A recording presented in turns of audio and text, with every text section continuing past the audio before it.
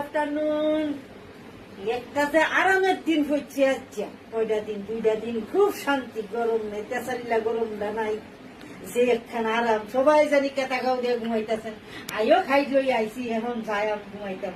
তবে কি জানেন না, একটা দুঃখের কথা, এই ঠেডা খুঁড়া গরমটা দিছিল, আর সিলিং ফ্যান দিয়ে বাতাসে পুষে না।